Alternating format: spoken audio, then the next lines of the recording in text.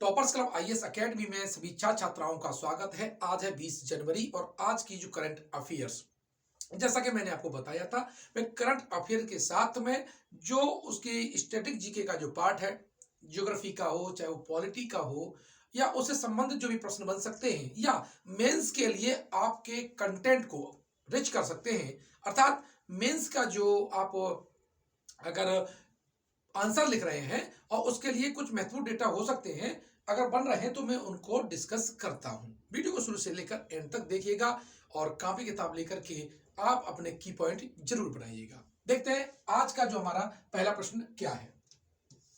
देखिए, पहला जो प्रश्न है वो क्या है कि न्यूजीलैंड की पीएम कौन है जिन्होंने अगले महीने अपने पद से इस्तीफा देने की घोषणा की है। यानी न्यूजीलैंड की बहुत चर्चित पीएम रही है और उन्होंने इस्तीफा देने की घोषणा कर दी है। उन्होंने कहा कि मेरे पास नेतृत्व करने की कोई अब ज्यादा ऊर्जा नहीं बची है, इसलिए मुझे इस पद पे नहीं रहना चाहिए। भारत में तो जन्मजात है, जब तक कब्र में टांग लटकी रहेंगी तब तक चुनाव लड़ने की क्षमता रखते हैं।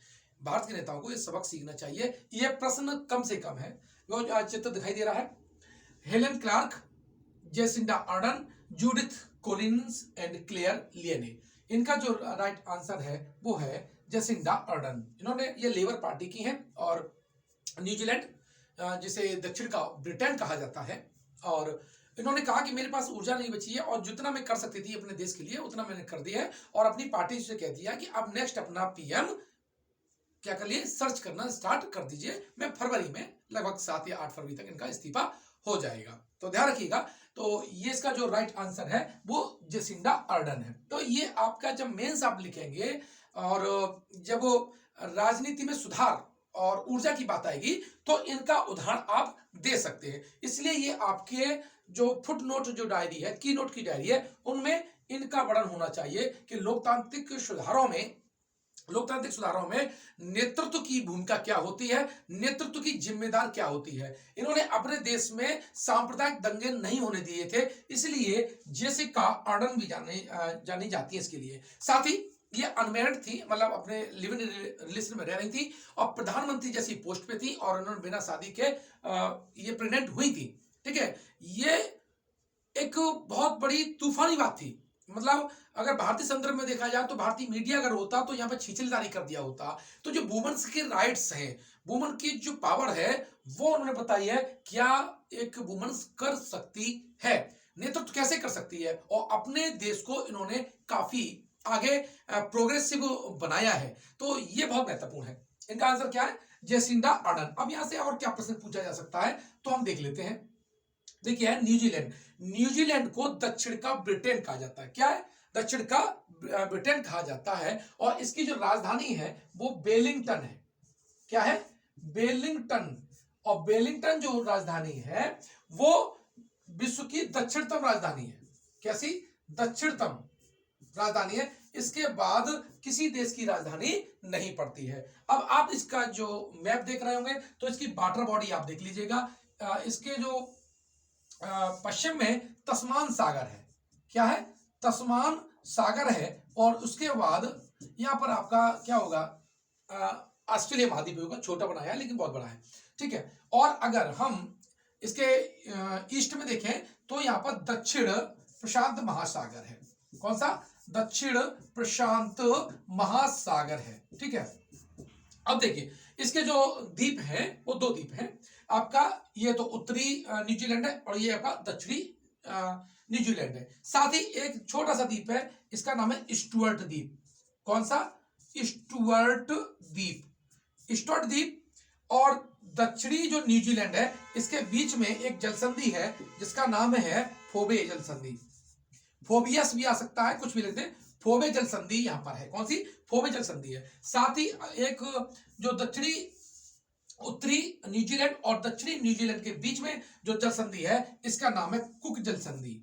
कौन सी, कुक जल संधि। ध्यान रखना, बहुत पूछा जाता है ये कुक जल संधि। और इसके पूर्व में एक द्वीप है चैथम आइसलैंड। ठीक है, कौन सा, चैथम द्वीप। यूपीएससी के लिए, पीसीएस के लिए अत्यंत महत्वपूर्ण है। जो चैथम जो आइलैंड है वो किसके अंतर्गत आता है? न्यूजीलैंड के अंतर्गत आता है। आपने देखा होगा कि जो तमिलनाडु का जो तट है उसे कोरोमंडल कहा जाता है। लेकिन अगर आपसे कोई प्रश्न पूछ ले कि कोरोमंडल तट और कहां पर स्थित है, तो आपका आंसर हो जाएगा न्यूजीलैंड में। यहां पर ये जो तट है ये है बे ऑफ प्लेंटी, प्लेंटी की खाड़ी। क्या है? प्लेंटी की खाड़ी है यहां पर। और यहां पर ही क्या है, इस तट को जो कहा जाता है इसे कहा जाता है कोरोमंडल। क्या कहा जाता है? कोरोमंडल। तो भारत के अलावा जो कोरोमंडल है वो आपके कहा है? न्यूजीलैंड में है। ठीक है। अब यहां पर क्या है, ये जो दिखाई दे रहा है हल्का सा, ये जो आपको दिखाई देगा इसका नाम है दक्षिणी आल्प्स पर्वत। यहां पर जो पर्वत है कौन सा है? दक्षिणी आल्प्स पर्वत है। देखो आल्प्स पर्वत कहां पर है? वो तो यूरोप में है। क्योंकि यूरोपियन ने इसकी खोज की थी, इसीलिए यहां पर जो नाम रखे गए हैं वो यूरोपीय तर्ज पे रखे गए हैं। यहां का जो सबसे बड़ा पर्वत है वो कौन सा? दक्षिणी आल्प्स पर्वत है। और यहां पर लेक टापो मतलब टापो झील, कौन सी? टापो झील यहां पर स्थित है। और साथ ही देखो यहां पर यहाँ का जो राष्ट्रीय पक्षी है वो है कीवी। क्या है? कीवी है। और यहां पर जो घास के मैदान है उसे कहते हैं कैंटरबरी का मैदान। कैंटरबरी का मैदान, कौन सा? कैंटरबरी का मैदान कहा जाता है यहाँ पर जो है। तो ये कई बार इंपॉर्टेंट पूछा गया है। और यहाँ के जो मूल निवासी हैं उन्हें कहते हैं माओरी। क्या कहते हैं? यहाँ के जो मूल निवासी हैं उन्हें माओरी कहा जाता है। कीवी यहाँ पर क्या है? यहाँ का पक्षी है। कई बार यहाँ पर प्रश्न पूछा गया है। एक यहाँ पर हवा चलती है, गर्म हवा है, और उसका नाम है नार्वेस्टर। कौन सा? नार्वेस्टर यहाँ पर हवा चलती है। तो यहां से ये प्रश्न पूछे जा सकते हैं जो मैंने आपके ज्योग्राफी के वो मैंने आपको बताए। ठीक है, ध्यान रखना। ये कहां पर है? ओशनिया महाद्वीप, जिसे ऑस्ट्रेलिया महाद्वीप भी भारत में कहा जाता है, वहां का ये देश है। ठीक है। अब देखिए अगला प्रश्न क्या है। अगला प्रश्न है कि वनडे इंटरनेशनल क्रिकेट में दोहरा शतक लगाने वाले सबसे युवा बल्लेबाज कौन बने? सबसे युवा बल्लेबाज। हालांकि अगर आप थोड़ा सा भी क्रिकेट में इंटरेस्ट रखते हैं तो यह प्रश्न आपसे बन जाएगा। इसका जो राइट आंसर है वो है शुभमन गिल। कौन है? जिनका चित्र बना हुआ है ये वाला, शुभमन गिल ने क्या है? सबसे कम उम्र में दोहरा शतक लगाया है। अब वनडे के में ध्यान रखना, किसमें? वनडे इंटरनेशनल में सबसे कम उम्र में दोहरा शतक लगाने वाले ये खिलाड़ी बन गए हैं। पहला दोहरा शतक किसने लगाया? तो वो लगाया था सचिन तेंदुलकर ने। किसने? पहली बार जो लगाया था वो किसने लगाया था? सचिन तेंदुलकर ने। वनडे में दोहरा शतक लगाने वाले खिलाड़ियों की संख्या पूछी जा सकती है, उनसे ना पूछे जा सकते हैं। तो देखिए सचिन के बाद किसने लगाया? सहवाग ने लगाया था, वीरेंद्र सहवाग। नाम याद होगा कौन? वीरेंद्र सहवाग है। ठीक है। फिर जो आपका जो बनाया था रोहित शर्मा ने। किसने? रोहित शर्मा ने क्या लगाया? रोहित शर्मा ने रोहित शर्मा ने दोहरा शतक लगाया था, ध्यान रखना। अब इसके बाद ईशान किशन। किसने? ईशान किशन।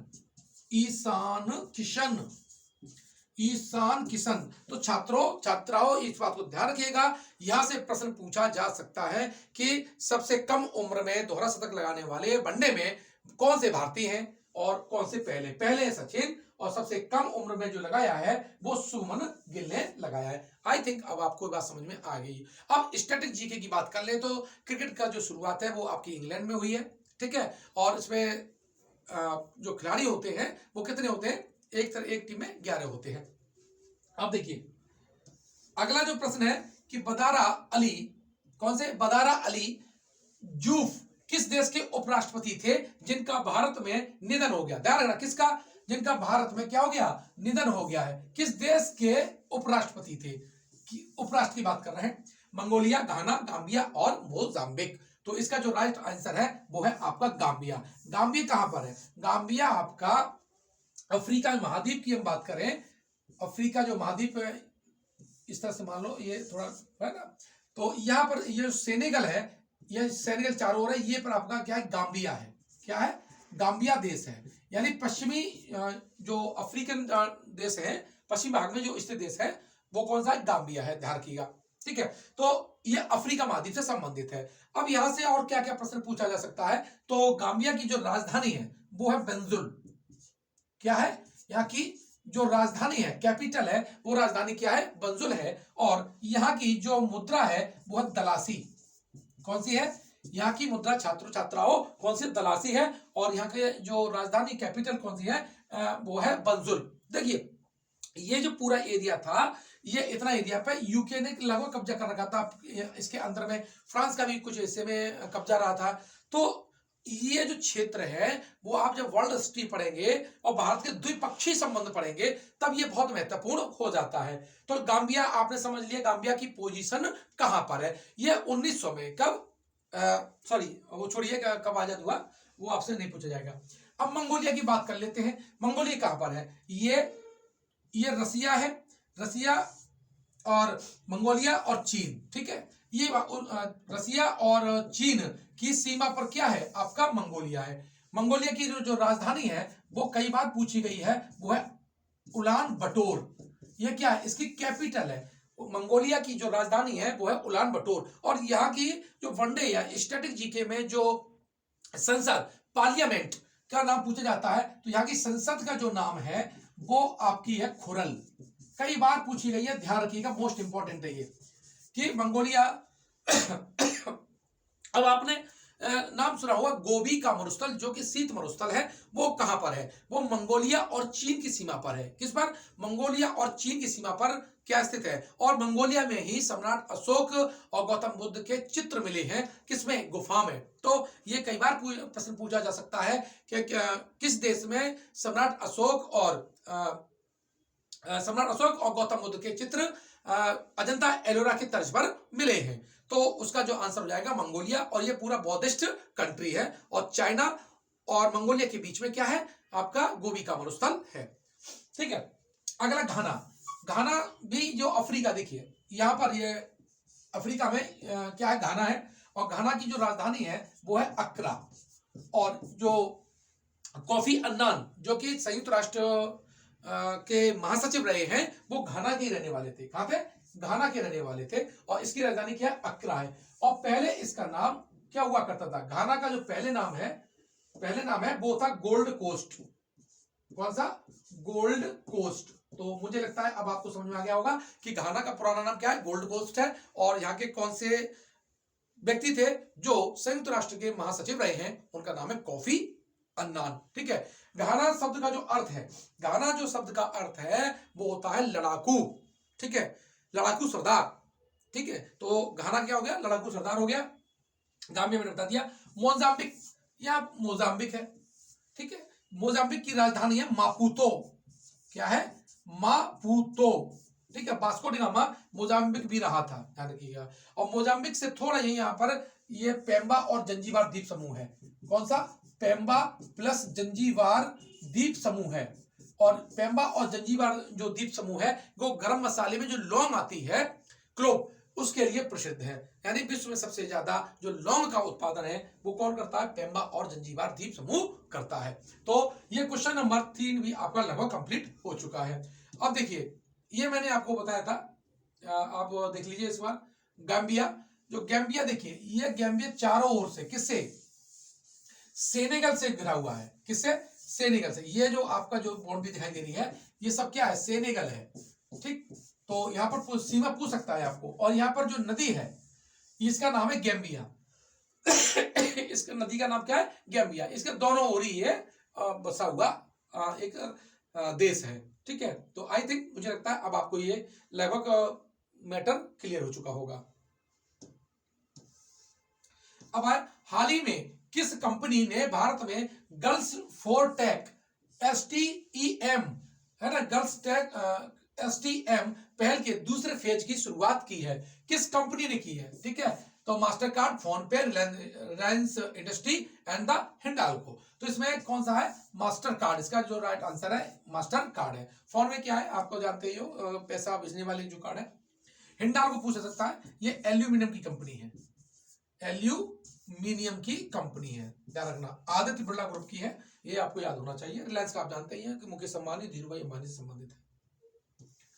अब क्वेश्चन नंबर 5, केन बेतवा। देखो, केन बेतवा लिंक परियोजना की संचालन समिति की तीसरी बैठक किस राज्य और केंद्र शासित प्रदेश में आयोजित हुई। Gujarat, Delhi, Karnataka and the Madhya Pradesh. इसका जो राइट आंसर है वो है दिल्ली। दिल्ली में CWC का जो कार्य जो था वहां पर ये हुई है, संपन्न हुई है। लेकिन ध्यान रखना, केन और बेतवा लिंक परियोजना की बात करें तो इसकी शुरुआत वार्तालाप जो हुई थी उस वक्त यूपी और मध्य प्रदेश के बीच में हुई थी। उत्तर प्रदेश में तब तत्कालीन जो मुख्यमंत्री थे वो मुलायम सिंह थे और वहां शिवराज सिंह चौहान थे।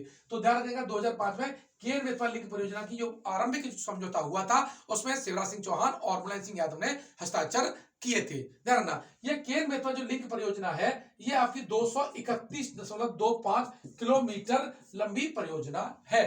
इसमें कैनाल बनाई जाएगी जिसमें केन और बेतवा को आपस में कनेक्ट किया जाएगा ताकि जो आपका जो बुंदेलखंड का एरिया है इन दोनों का, उसमें सिंचाई के और पानी की जो समस्या है, सिंचाई की समस्या को दूर किया जा सके, पानी की समस्या को वहां पर दूर किया जा सके। तो ये बहुत बड़ा महत्वपूर्ण प्रोजेक्ट है। मुझे लगता है कि आपको ये जरूर याद रहना चाहिए। और मेंस के लिए इसके डेटा इसलिए इंपॉर्टेंट हो जाएंगे क्योंकि आपका जो यूपी का जो पार्ट है और खासकर जहां आपका समस्याग्रस्त जो पार्ट होता है और दो प्रदेशों की संबंधित जो परियोजना होती हैं वो मेंस के लिए बहुत इंपॉर्टेंट होती है। तो इसका कंटेंट बहुत रिच होगा। मैं इसके अलावा एक स्पेशल टॉपिक बनाऊंगा ताकि मुझे लगता है कि 2023 का जो मेंस आएगा उसमें केन बेतवा लिंक परियोजना 100% पूछी जा सकती है। ये मेरा अपना ओपिनियन है। इससे आप सहमत भी हो सकते हैं और असहमत भी हो सकते हैं।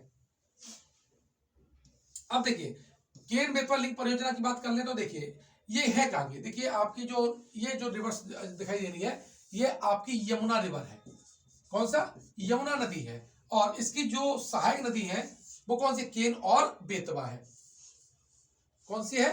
केन और बेतवा नदी है। तो और इन दोनों को जोड़ने के लिए लिंक कैनाल बनाई गई है। क्या बनाई गई है? लिंक कैनाल बनाई गई है। और यहां से प्रश्न आ जाता है कि ये लिंक कैनाल किस टाइगर रिजर्व से गुजरेगी? तो उसका पन्ना टाइगर रिजर्व। कौन सा? पन्ना टाइगर रिजर्व से ये गुजरती है। तो ध्यान रखना, ये केन नदी है। कौन सी है? ये वाली जो नदी है केन नदी है। और ये जो नदी है वो आपकी बेतवा है। बेतवा निकलती कहां से है? ये रायसेन जिले से निकलती है। कहां पर? रायसेन जिले से निकलती है।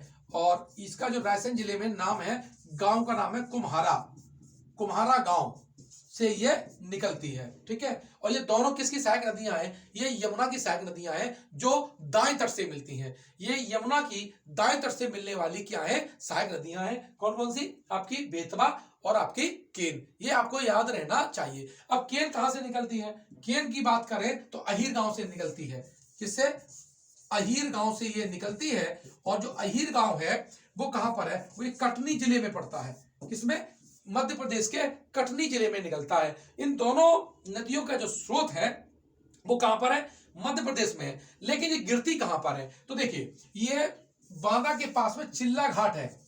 और ध्यान रखिएगा, मैं इसी का प्रोजेक्ट में थोड़ा काम किया हूं। तब मैं सिंचाई विभाग में हुआ करता था। तो ये प्रोजेक्ट उस वक्त मेरे पास में था। और मैंने ये जो महोबा है बांदा के पास में, तो वहां पर मैं पोस्टेड रहा हूं। ये आपका जो महोबा दिखाई दे रहा है।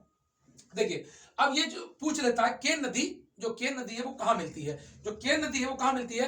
ये यमुना मिलती है। लेकिन कहां पर? चिल्ला घाट में मिलती है। और ये जिला हो जाता है वो है आपका बांदा। उसी प्रकार जो बेतवा नदी है, वो आपकी हमीरपुर में मिलती है। कहां पर? हमीरपुर में मिलती है। दो इंपॉर्टेंट समझ लेना कि कहां मिलती है? हमीरपुर में मिलती है। अब इस पर कौन कौन, हमें जो बेतवा है इस पर कौन कौन से बांध बने हुए हैं? तो पारीक्षा बांध बना हुआ है। पारीक्षा बांध यहां पर बना हुआ है, ध्यान रखना। दूसरी इस पर राजघाट बांध है। कौन सा? राजघाट बांध है। और एक है माता टीला बांध। इसमें मेरे प्यारे से मित्र सतीश गौरव जी थे जिन्होंने मुझे काफी हेल्प किया था इस पूरे प्रोजेक्ट में। तो आज पढ़ाने का मौका मिला। तो आप जो पढ़ा पा रहे हैं तो उसमें बहुत बड़े मेरे इंजीनियरिंग के ग्रुप रहे हैं, उसमें उनका भी बहुत बड़ा योगदान है। तो ये सारी सुविधाएं जो मिल रही हैं आपको पढ़ाने की, तो उसमें सतीश गौरव जी का बहुत बड़ा योगदान है इसमें। तो देखिए माता टीला बांध, ये वहीं पोस्टेड रहे हैं, ललितपुर में पोस्टेड रहे हैं। और ये पूरा उनका घुमा हुआ इलाका है। तो मैंने जो आपको बता दिया, ये केन और जो बेतवा जो लिंक कैनाल है, इससे संबंधित जो पॉइंट्स है आपके लिए महत्वपूर्ण हो जाते हैं। बेतवा का नाम इतना इंपॉर्टेंट है, इसे प्राचीन काल में बेत्रवती कहा जाता था। और हमने एक अपने जो जलपोत का निर्माण INS बेतवा भी रखा है। तो इसकी उपयोगिता आप समझ लीजिएगा कितनी महत्वपूर्ण है।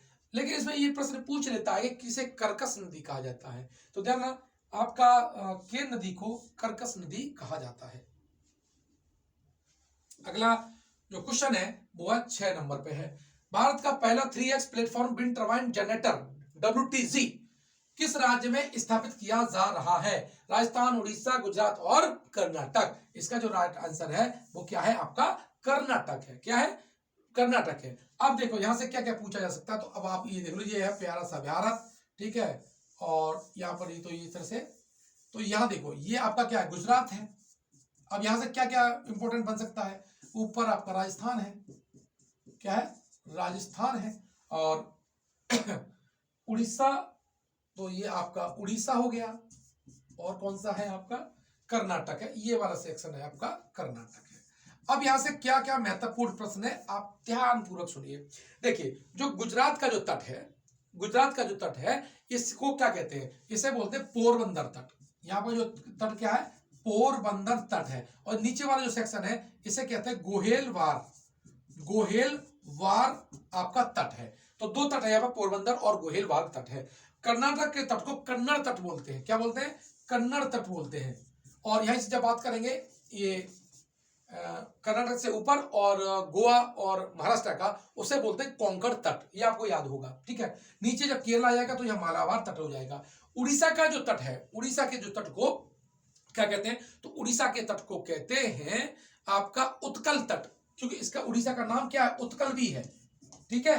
या कलिंग तट, कलिंग भी है। सम्राट अशोक के समय यह एक प्रांत हुआ करता था, और 261 ईसा पूर्व जो सम्राट अशोक ने इस पर चढ़ाई की और इसे जीत लिया था। उसी के पश्चात उन्होंने क्या किया था?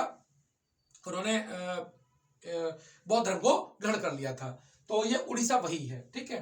और अब यहां से राजस्थान जो क्षेत्र की दृष्टि से सबसे बड़ा हमारा राज्य है, और यहाँ पर थार मरुस्थल है, अरावली पर्वत है।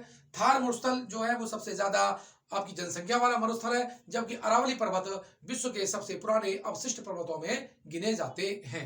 ध्यान रखना, यहाँ का जो राजकीय वृक्ष है वो है खेजड़ी, जो एनसीईआरटी का प्रश्न है। कई बार प्रश्न पूछा गया है छोटे छोटे एग्जाम में, और बड़े भी एग्जाम में इन्वायरमेंट की दृष्टि से वो पूछा जा सकता है।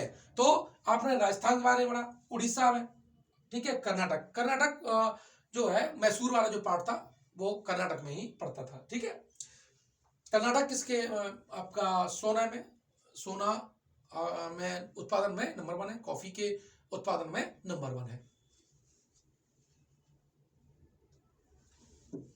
अब देखिए अगला जो प्रश्न है वो क्या है?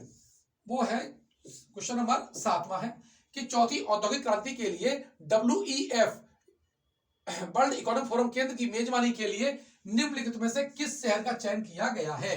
ठीक है, कटक, लखनऊ, हैदराबाद और नागपुर। तो WEF की केंद्र के लिए मेजबानी के लिए कौन चुना गया? हैदराबाद। अब राइट आंसर है इसका हैदराबाद। ये तो आपने समझ लिया होगा, लेकिन हैदराबाद क्या है? ये मूसी नदी के किनारे है। कौन से? ये मूसी नदी के किनारे है, ठीक है। नागपुर की हम बात करें तो नागपुर आपका महाराष्ट्र में है, और पहले ये भाग जब जो पहले ये जो मध्य प्रांत और बरार की राजधानी हुआ करता था, बाद में 1960 में ये आपका महाराष्ट्र में जोड़ दिया गया, क्योंकि ये मराठी क्षेत्र से संबंधित मराठी लोगों का क्षेत्र था। तो पहले नागपुर पूछता था कि पहले नागपुर किसमें था? तो मध्य प्रांत और बरार की ये राजधानी था, और 1956 में इसे क्या कर दिया गया? इसे महाराष्ट्र में शामिल कर दिया गया, क्योंकि यहाँ की जो जनता थी वो मराठी थी। अब यहाँ ये संतरे के लिए प्रसिद्ध है, आरएसएस का मुख्यालय है, और 14 अक्टूबर को, कब? 14 अक्टूबर 1956 को डॉक्टर अंबेडकर ने यहाँ पर हिंदू धर्म को त्याग करके बौद्ध धर्म को ग्रहण किया था। नागपुर है, यहाँ पर पर्यावरण और इंजीनियरिंग अनुसंधान केंद्र भी स्थित है। कई बार प्रश्न पूछा गया है कि पर्यावरण इंजीनियरिंग अनुसंधान केंद्र कहां पर है, पर्यावरण और इंजीनियरिंग अनुसंधान केंद्र कहां पर है? तो उसका आंसर क्या है? नागपुर है। आई थिंक अभी आपको बात समझ में आ गई होगी।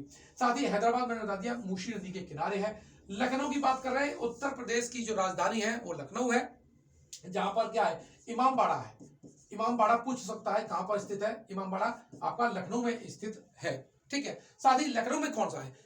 केंद्रीय औषधि अनुसंधान संस्थान, केंद्रीय विष अनुसंधान संस्थान, DNA बैंक, ये सब कहां पर है? लखनऊ में है। और जो लखनऊ है ये गोमती नदी के किनारे है। कौन सी है? गोमती नदी के किनारे है। और लखनऊ के ही के जो राजभवन है उसमें सरोजिनी नायडू, जिन्हें भारत कोकिला कहा जाता है, वो पहली महिला राज्यपाल थी, उनकी डेथ हुई थी, ध्यान रखना। तो ये लखनऊ। अब आए कटक।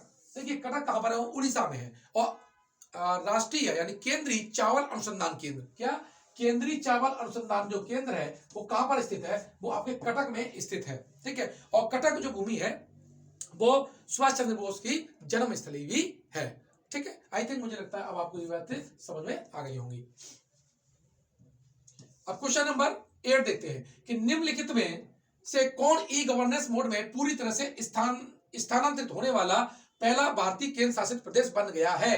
पूरी तरह से ई गवर्नेंस मोड में पूरी तरह से स्थानांतरित होने वाला पहला भारतीय केंद्र शासित प्रदेश है। तो ध्यान रखना, इसका जो राइट आंसर है वो आपका जम्मू एंड कश्मीर है। तो ये मुझे लगता है आरओ और एआरओ नोट कर लीजिएगा, या पीसीएस में पूछा जा सकता है।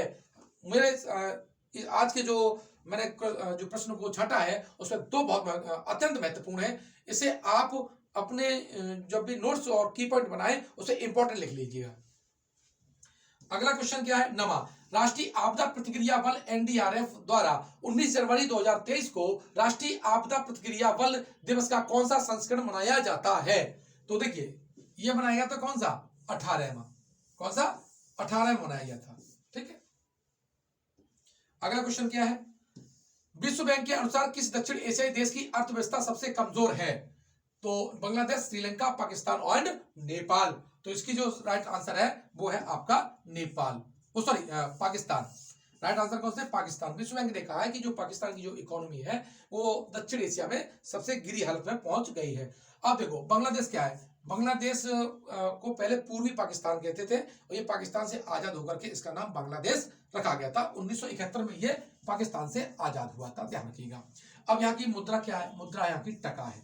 क्या है, मुद्रा यहाँ की टका है। और भारत की सबसे ज्यादा लंबी जो सीमा रेखा है वो किसके साथ है, बांग्लादेश के साथ है, और वो है 4096 किलोमीटर। कितनी है, 4096 किलोमीटर है। श्रीलंका हमारा समुद्री मार्ग में दक्षिण भारत से जुड़ने वाला एक देश है, ऐसे आप पढ़ते हैं। और ये हमारा क्या है, श्रीलंका है। और इसके बीच में क्या है, इसके बीच में है मन्नार की खाड़ी।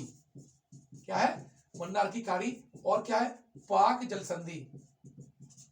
क्या है, पाक जल संधि है, ठीक है। और यही एडम ब्रिज है जिसे हम राम सेतु भी कहते हैं। और ध्यान रखना, ये जो आपका जो देश है वो बौद्धिस्ट कंट्री है। और श्रीलंका में ही सम्राट अशोक ने अपने पुत्र और पुत्री महेंद्र और संघमित्रा को बौद्ध धर्म के प्रचार के लिए भेजा था। अब आता है पाकिस्तान की बात है। तो जो पाकिस्तान है, पाकिस्तान भारत का क्या है, ये पश्चिमी पड़ोसी देश है और बड़ा हम लोगों को परेशान करता रहता है। इसको नफरत भारत से बहुत ज्यादा है। अब कौन से राज्य इसको छूते हैं, तो ध्यान रखें पाकिस्तान को छूने वाले राज्य हमारे कौन कौन से हैं। सबसे पहले लद्दाख छूता है, ठीक है। लद्दाख हमारा केंद्र शासित प्रदेश है। फिर हमारा जे छूता है, ये भी क्या है, केंद्र शासित प्रदेश है। उसके बाद पंजाब छूता है हमारे को, ये हमारा स्टेट है, ठीक है, पंजाब। और पंजाब के बाद में आपका क्या है, राजस्थान स्पर्श करता है। और फिर आपका गुजरात स्पर्श करता है। और इस सीमा रेखा को हम बोलते हैं रेड क्लिफ रेखा। क्या बोलते हैं, रेड क्लिफ रेखा। भारत और पाकिस्तान के बीच में की जो रेखा है उसे क्या बोलते हैं, रेड क्लिफ रेखा बोलते हैं। नेपाल है, तो ये लैंड लॉक देश है दक्षिण एशिया का। और सबसे ज्यादा इसकी सीमा भारत के बिहार राज्य से है और दूसरे नंबर में उत्तर प्रदेश से है। तो ये भी याद कर लीजिएगा। अब नेपाल को स्पर्श करने वाले राज्य कौन कौन से हैं, तो आप सबसे पहले आपका उत्तराखंड, उत्तराखंड से नीचे यूपी, यूपी के पड़ोस में बिहार, बिहार के बाद पश्चिम बंगाल और आपका सिक्किम। इतने राज्य नेपाल की सीमा को स्पर्श करते हैं। आप हमारे अगर आपको पहली बार चैनल पे आए हैं तो हमारे चैनल को सब्सक्राइब कीजिएगा। अगर आपको वीडियो अच्छा लगता है तो मित्रों को शेयर कर दीजिएगा। मात्र 499 रुपए में हम आपको PCS, RO, ARO, PCS, RO और एआरओ की तैयारी कराते हैं। इसके लिए आपको प्ले स्टोर पे जाना है, toppers club IAS academy mobile application है और मात्र 499 में ये आप कोर्स परचेज कर सकते हैं। अगर आपको लगता है कि ये क्वालिटी आपके लिए अच्छी है और आपका एग्जाम यहाँ से निकल सकता है, तो ये कोर्स आप खरीद सकते हैं। इसमें हम आपको सारे रिकॉर्डेड वीडियो, लाइव क्लास और ई नोट्स प्रोवाइड कराएंगे। ध्यान रखना, ये केवल प्री के लिए बैच है, मात्र 499 रुपए का है। कितने? 499 रुपए का है। डिस्क्रिप्शन बॉक्स में इसकी लिंक दे रखी है, वहां से आप उसको परचेज कर सकते हैं। मिलते हैं नेक्स्ट वीडियो में।